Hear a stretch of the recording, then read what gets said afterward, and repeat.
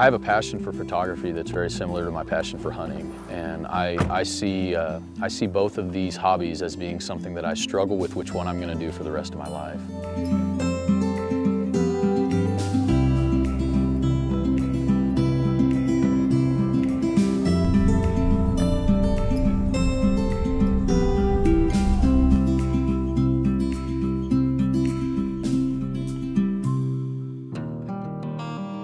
So I live in southwest Oklahoma, right in the backyard of the Wichita Mountains. The refuge is so close and is full of all sorts of just wonderful animals, vegetation, you name it. There's a lot of cool things to see out there. Just right at 10 years ago now, my wife and I bought a camera just for general use and reasons, and I started carrying that camera around with me in the field. Very quickly, that turned into from just a little small interest to a hobby to something that I'm very passionate about now.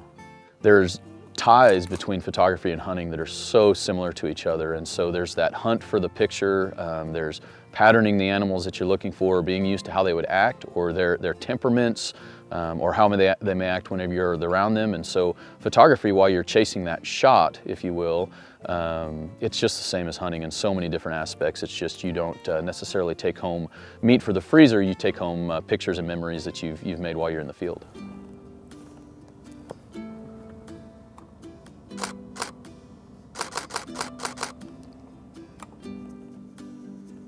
Did that deer lay down right here? No, he didn't. The Wichita Mountains, they manage their deer herd very well. It's been managed for years and years, and as a result of that management, you see an older age class of bucks that are coming through. So you see your 5.5, 6.5, your 7-year-old deer that are just growing astronomical antlers, and so you see those huge bucks that all of us, you know, as a hunter, even myself, I just dream to see them. You know, those deer are showstoppers for me. You know, so if I have the opportunity to get pictures of a trophy deer, it's a trophy to me just in the picture itself.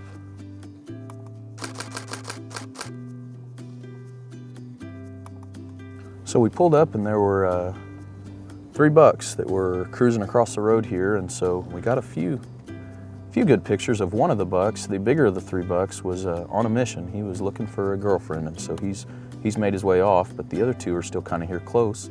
Every day that I go out to take pictures right now during the rut is me not also saying no to going hunting, and it is a deep inside personal struggle, because right now, just like any deer hunter, when the rut is going on, the attention of those big bucks has been swayed, and their attention is on the ladies that are around them, and so the opportunity to get pictures of these deer is so much better.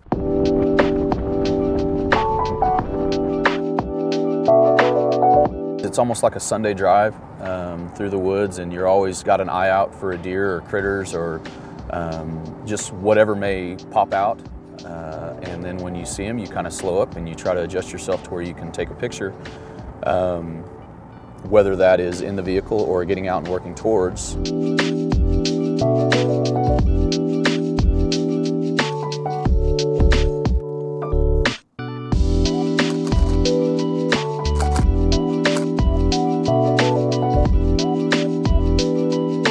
But really, it's just a matter of recognizing, seeing the deer, getting yourself safely stopped, and then getting that camera up into the window to be able to take a picture. And you know, that's something that you'd like to see happen in 3 to 5 seconds. It doesn't always happen that way, but ideally that's the way it happens. So it's not all just about big game and big flashy animals. So there's all sorts of things out there that are beautiful in their own way, and some of the things are smaller, you know, like butterflies, for example. You know, this butterfly is only about 1.5 inches tall, but when taken a picture of and able to see it, man, there's all sorts of beauty on this. Our native wildflowers, the same thing. There's all sorts of wonderful things out there that you can take pictures of, things that make great pictures, and it's all very literally out there in our own backyards. Even some of our upland game birds. I love if the opportunity presents itself when I'm in the field. I'm never out there just looking for a picture of one certain thing. Even a drab female red-winged blackbird can make for a wonderful picture. for me, I'm constantly chasing the right composition, the right lighting. You know, I don't just hit the shutter anymore just to have the picture. Anymore, if I'm hitting the shutter, it's a picture that I think is going to be suitable for keeping, framing or showing. And so for me, it's just it's taking an ordinary subject, which could be a white-tailed deer, a small white-tailed deer, and presenting it in an extraordinary way. And so something that somebody may look at any other day and say, you know, that's just normal. But in the pictures that I'm taking, I try to present them in a way that somebody'd say, wow, you know, that looks amazing, for whatever reason that it may be. There he is. Right straight across. Dang it. Yeah. Yeah. Bad shot. I mean, not bad shot, but well, he's a good one. Oh, I've got pictures of that deer.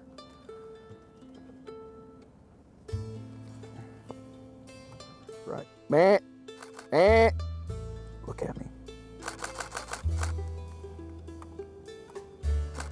Meh. Meh.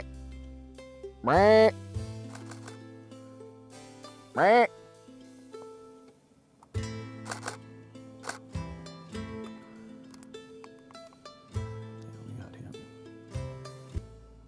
Really, when it came down to it, when I picked up that camera and started to enjoy it, I just had this desire to learn. I enjoyed doing it and I liked it and I wanted to be better at it. And so it was a constant, for me, it was a constant learning game of I would go out and take pictures and then I would go home and I would say, well, this looks good about this picture, or this doesn't look good, or this is pleasing about this picture. Read several books, did a lot of research online. But in the end, for me, hands-on experience proved to be extremely beneficial. Yeah, good pictures. Yep, there's another one, another nanny. Dang it, that should have been the big buck. That would have been the perfect picture. I mean, not that two does together isn't.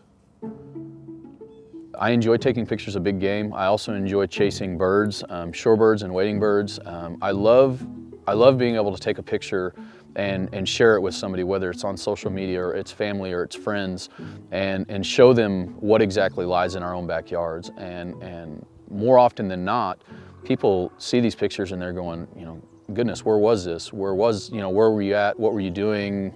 You know, where was it taken? And here locally, the Lawton area, for a lot of these people, they're 10 minutes from where they can see this, or they're 15 minutes from where they can see this. And so just providing people the knowledge and the information that it's in your own backyard, for me, that proves is a really big thing for me.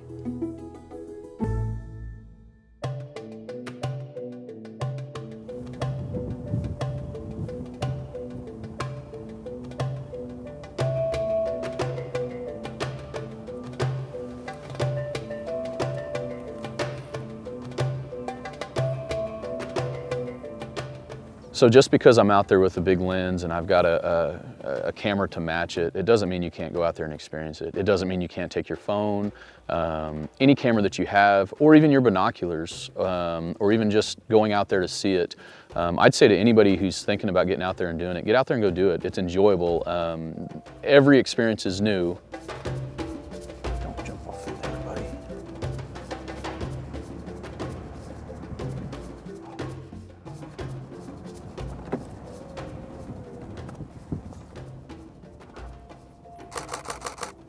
Got you.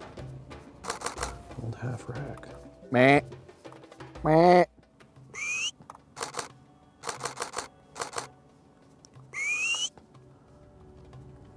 That's an awesome picture. Oh, I'm gonna pull forward. Too much show going on there.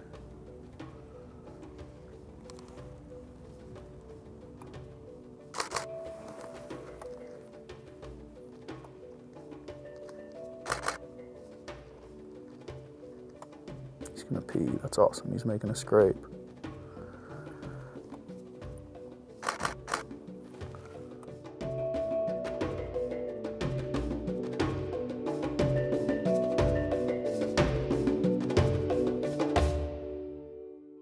Every picture tells a story, and while there may be thousands of pictures that I've taken over the years, every single one of them I can look at and there's something behind the lens that was going on that I can recall. You know, the hunting aspect I hope I can pass on to my children. The photography aspect, you know, if they show interest, then I'll be all there. I love spending time with others that have the interest, people that ask the questions, and so for me, yes, while I may be chasing the same white-tailed deer in 20 years, it's going to be a new picture.